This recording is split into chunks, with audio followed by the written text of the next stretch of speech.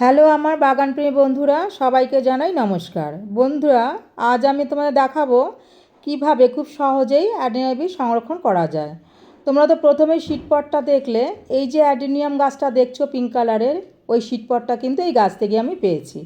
তো এই শীটপটটাকে থেকে এবার আমরা আস্তে আস্তে শীটগুলোকে আলাদা করব। তো শীটের দুপাশে দেখতেই পাচ্ছ পাপগুলো রয়েছে, এগুলোকে পরিষ্কার করতে হবে খুব সাবধানে, যাতে চোখে মুখে না যায়। প্রয়োজনে বন্ধুরা তোমরা মাস্ক পরে নিতে পারো।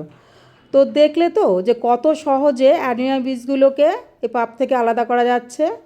তা তোমরা যখন অ্যাডেনিয়াম বীজ সংরক্ষণ করবে, ঠিক এই শীটগুলো কালেক্ট করার পরে রোদে শুকিয়ে নেবে, তারপর একটা কৌটোতে কালেক্ট করবে। তো দেখো বন্ধুরা, কতগুলো শীট আমি পেয়েছি। তো এইভাবেই আমরা অ্যাডেনিয়াম বীজ খুব সহজেই সংরক্ষণ করতে পারি। তো চলি বন্ধুরা, পরের ভিডিওতে দেখা হবে, কথা হবে। আর একটা কথা বন্ধুরা, লাইক শেয়ার কমেন্টস আর সাবস্ক্রাইব করতে কিন্তু ভুলো না। বাই।